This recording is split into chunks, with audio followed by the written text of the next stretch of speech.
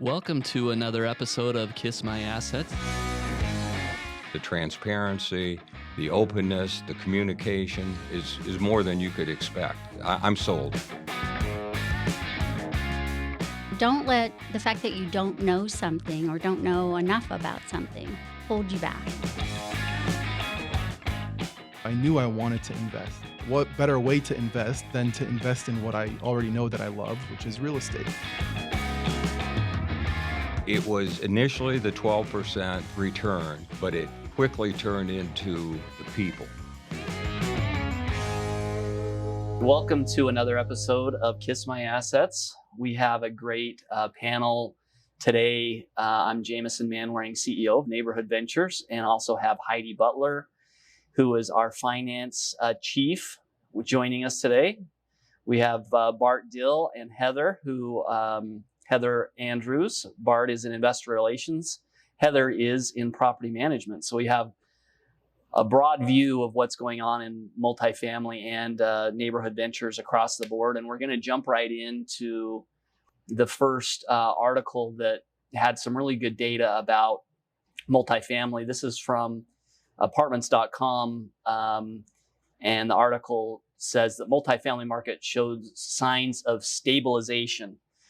And this is a really important word right now because the markets, when it comes to multifamily, have been kind of all over the place.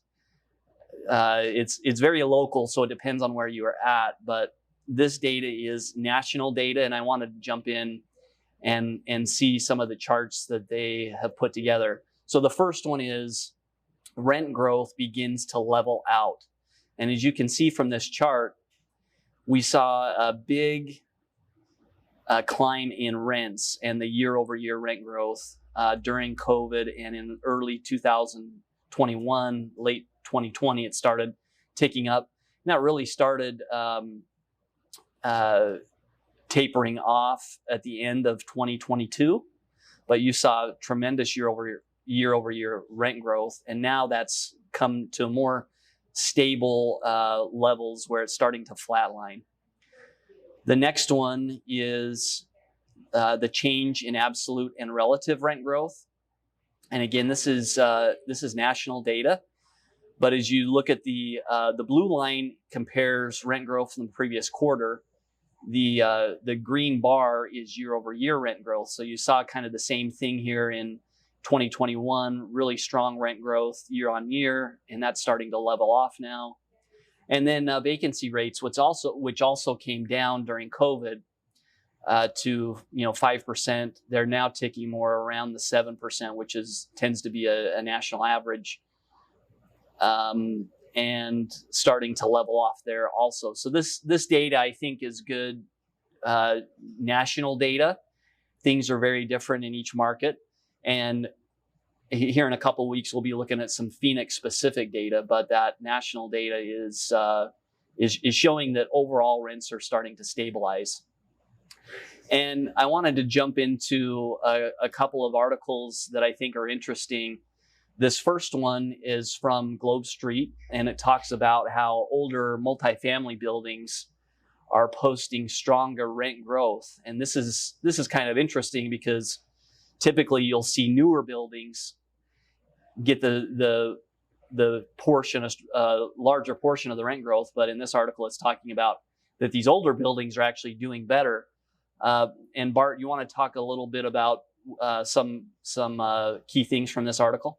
Yeah, sure. So according to CBRE, multifamily buildings constructed before 2010, so 13 years old or older, have shown stronger rent growth at 4.6% on average over the past decade compared to newer buildings, which is ranging around 3.4%.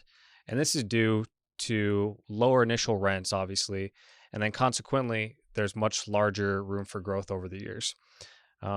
Also, older properties overall just experience less volatility in the market and with their rent swings up and down. So they're overall less affected by external things like recession. And I also think some of that volatility is with the new inventory that comes on the market. It tends to be, it's brand new. So as some of that construction is starting to be delivered, those new buildings kind of can impact each other and the performance of each other, because that's where all the new inventory is going. So it's kind of nice to see some of these older buildings performing strongly in that environment. Well, it's kind of like the whole car dealership thing. When you buy a car brand new off the lot, the price of it right off the bat versus once you drive it off the lot, the value that goes down. A lot of these properties that are older now have the ability to slowly raise rents, do minor improvements to build it, where a lot of these bigger buildings go with the high price out the gate, and then it's hard to keep up with increasing it afterwards. Yeah, that's a great point. You don't really think about that when you are looking to own a building. You tend to want to own something brand new, but there's some value in these older buildings. There's not quite the volatility in rents, and that's the other thing that's happening on the new construction side is the construction costs have gotten so high that it's kind of difficult to recoup some of the cost for the construction with rents. And so I expect to see some additional volatility over the next 18 months as some of these new builds continue to get leased up. So somewhat related, apartment rents are now 1.2% cheaper than a year ago. So this is kind of similar to the data we were just looking at from apartments.com, where rent growth is now really starting to stabilize across the board. And in this data from Globe Street, they're seeing that rent is slightly down from a year ago. The Fed is happy to see this because they're trying to slow the growth of costs across the board. So this is something they're going to be excited about. Most people, anyone who rents, is probably happy to see that flat line. And Heidi, you want to talk about some of the other highlights from this article? Yeah, so mostly this article talks about that the median rent nationwide dropped about 0.5% to an average rent about $13.64 in total, 1.2% cheaper than it was a year ago. A lot of this goes back to the graph you even just showed us a few minutes ago, where what we're seeing is that stabilizing factor. We've been on this climb over the last year and a half, that now we're just starting to plateau again and find a happy medium. I know I'm a renter just leaving the rental market right now, but when we renewed our lease this year, where we've been paying, $100, $200 bump increase each year, this was the first year that owners are looking at wanting to retain you at whatever cost, not necessarily raising your rent, trying to keep you pretty stable across the board just to maintain that occupancy rather than trying to push rent right now. If you are an apartment owner, we've known as an apartment owner, there's going to be a bunch of new supply with a bunch of these apartment buildings that were delayed because of COVID that are now starting to come out. So I think a lot of the apartment managers and apartment owners wanted to secure the current tenants in place so that they would have some consistency as some of that new supply comes on the market. That could be one of the reasons why. So we know apartments have started to flatline, which is a good thing. I mean, the sort of growth that we were talking about earlier, where we saw 20% rent increases in a year, that's not sustainable. And it's at some point that's got to slow down. So we're glad to start seeing some of that stability. Even though we are apartment owners, we know that it wasn't sustainable. On the flip side, owning a home continues to be fairly expensive, and the cost of buying a home continues to go up, especially as you factor in the higher interest rates that we're seeing right now. And Heidi, this was another article that I wanted to ask you about. So this headline, a retired couple decides to live on a cruise ship because booking cruises is cheaper than buying a retirement home. And that's kind of a joke where, people have always said, oh, well, let's just live on a cruise ship. And now we've seen the last several months that the cost of going and renting a home has got so high, it's not a joke anymore. It's actually a reality. Yeah, it's actually feasible. This was one of my favorite stories I read this week. This Australian couple decided to forgo moving into a retirement home.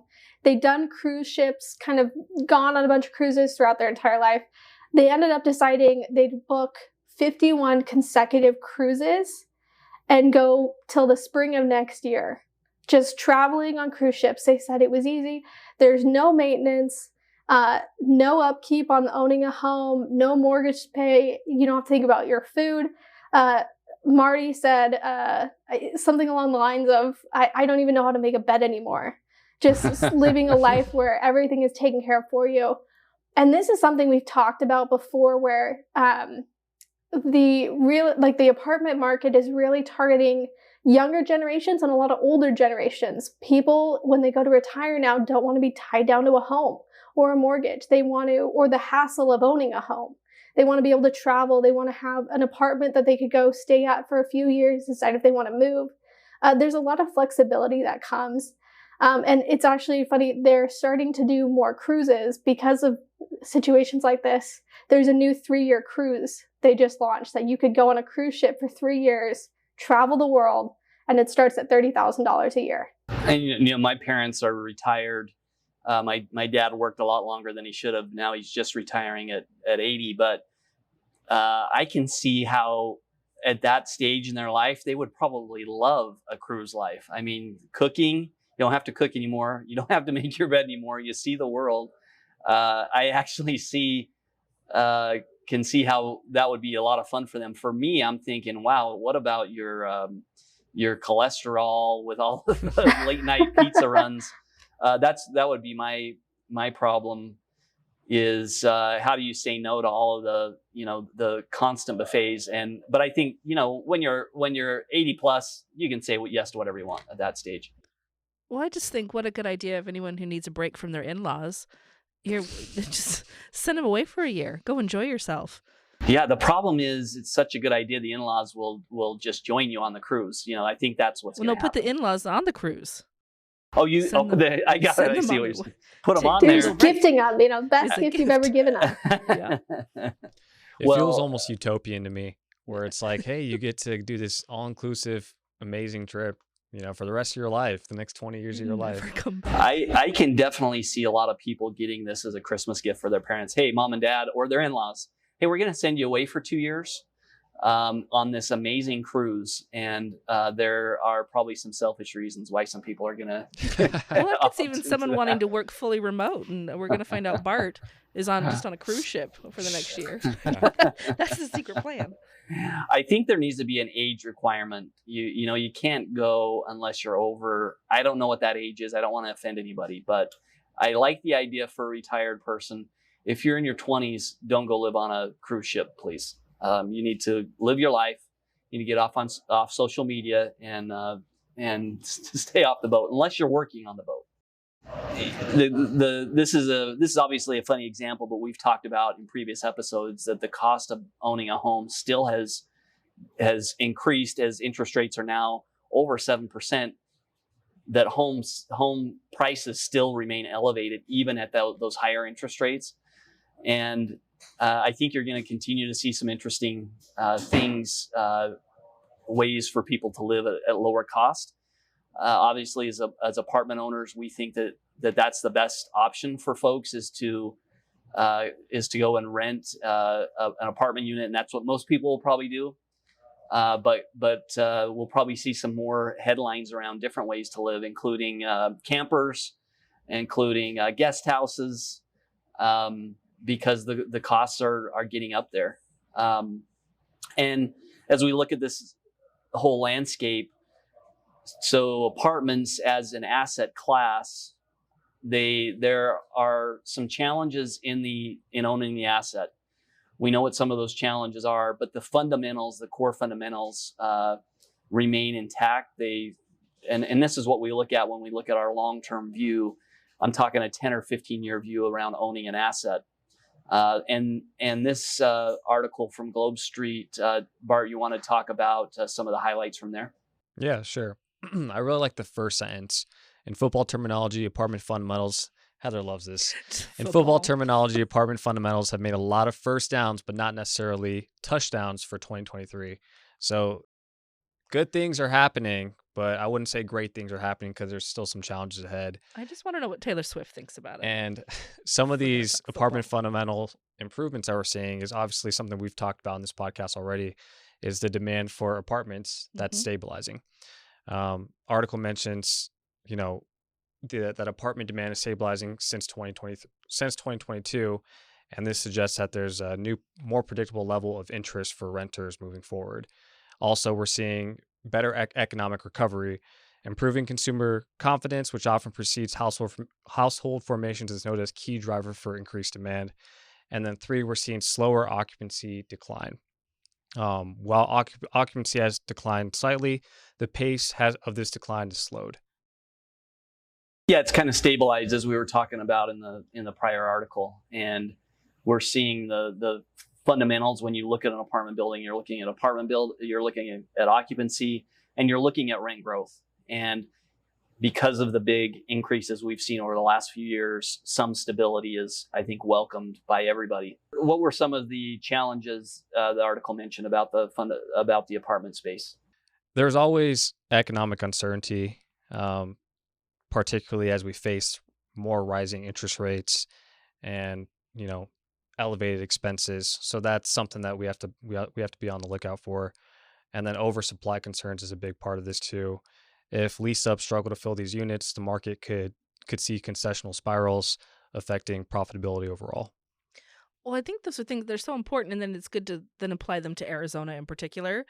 And Arizona, though, we have such a demand that no matter how much kind of supply comes on the market, Mhm. we don't meet the demand of what's needed. And we such all the job growth we see, the people moving in, and so I think when you measure that against kind of what we're seeing in Arizona, it's not so scary. Yeah. Yeah.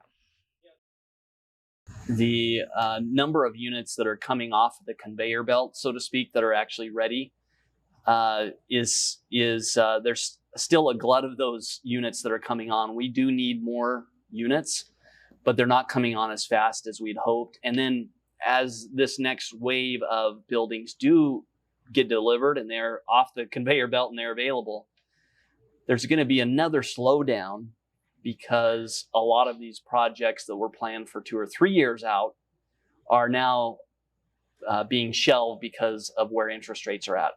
So there's going to be a period of time right now as some of this conveyor belt scenario, as some of these units become available, where there could be some softness in the lease up, because there were a lot of units that were kind of slowed down because of COVID. And now as they come out and they become available, that's something that we always want to look at, is how many units are coming on versus the demand. And we like our market. To Heather's point, Phoenix, there's growth here, there's people moving here, and we just want to keep the supply demand in mind as we look at what happens going forward.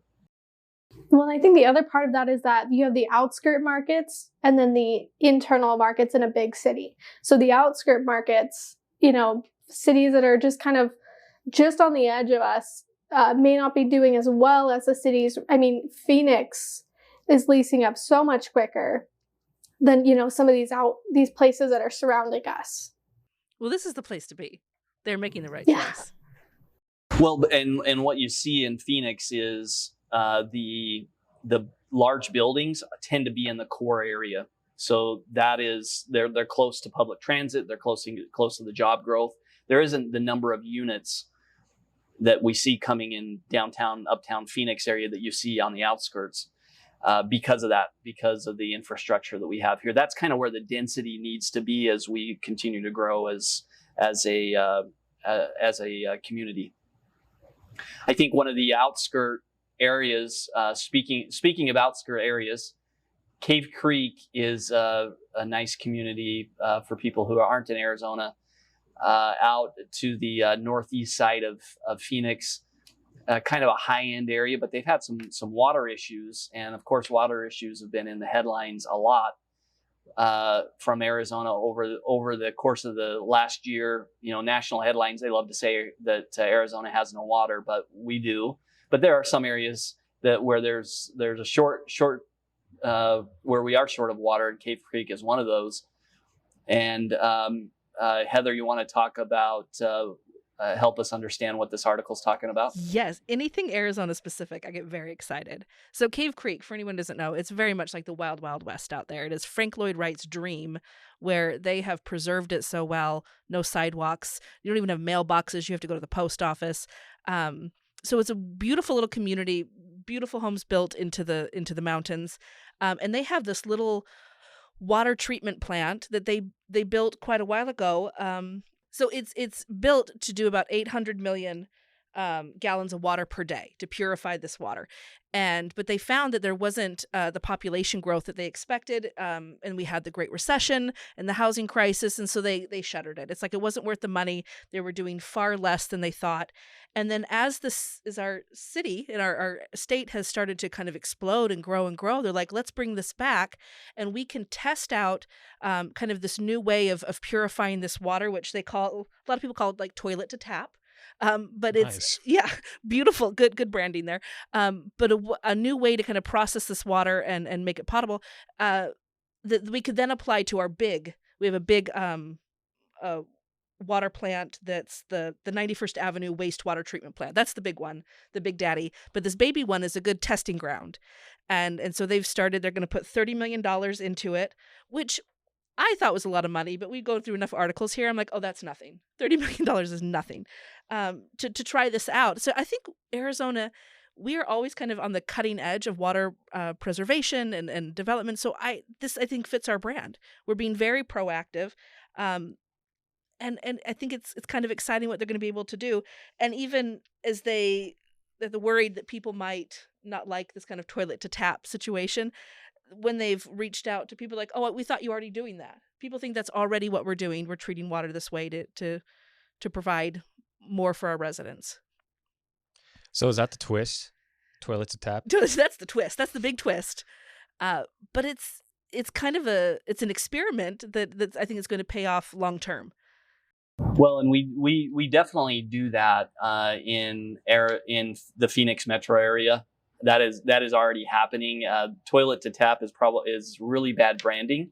Yes, because it's not just that, but there's water, from gray water that's more from your shower and other areas that all gets treated.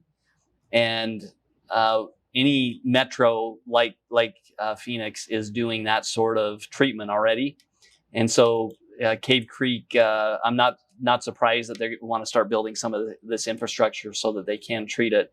I have heard that if you're drinking a glass of water, not this is a can, but if I had a glass of water here, that water's probably gone through about 7 people before it's gone through you. So. I am sticking to Diet Coke now. Never had to think about that before, and have never wanted to think about that. That is horrific. Well, with that in mind, let's look at this 25-story mixed-use project, which is set for the infill site near Phoenix Art Museum. This is in central Phoenix, kind of the Midtown area. And this is the rendering. We like to look at rendering. Sorry if you're just listening on audio. But this looks like a pretty cool building. It would add a lot to the Midtown skyline, which is near where I live. And I saw this in my neighborhood newsletter that this had been approved. You want to give us a summary on this? That's a beautiful building. Beautiful rendering. It is still just a dream. They are Just still dream. raising capital. They still don't quite even know what the construction costs are going to be. So fingers crossed and don't hold your breath. But we'll see. But it has got approval, right? Yeah, so it's got its first it's got its approval. It's called Astra, and it's going to be the tallest tower in Arizona. I don't know why everyone wants to be the tallest in Arizona, but that seems to be a goal. But there's this vacant area that, like, what can we build here in this very cool part of downtown Phoenix? It's right next to the art museum. It's by Burton Barr Library, which is the best library. There will be no arguments. It's going to be a mixed-use space where they can put in restaurants, they can put in retail. So I think it's a really exciting project, but it is still a little bit in the dream stage. Yeah, these towers take years and years of development and planning and approval process. And we're following all of them because it is exciting when these come in. It adds a lot of economic activity. This is actually, I think, north of the I-10, so it's kind of more in the Midtown-ish area. It's downtown, Midtown, that corridor, but it's the Empire Group who's done a lot of cool developments in downtown and the warehouse district. And we have, in addition to this tower, there's several towers planned, including the one at Indian School Park that got approval a few weeks ago that we talked about on here. So good to see this continued growth. And I'm going to give the rendering a solid B. I think it does look very cool. But 25 stories, and they're even going to put in a 2,500 square foot art gallery as well inside. And I think Arizona, we have some wonderful art museums. We have the culture exists here, and so I think this is a nice addition. It just kind of solidifies this as kind of we have a presence in that area.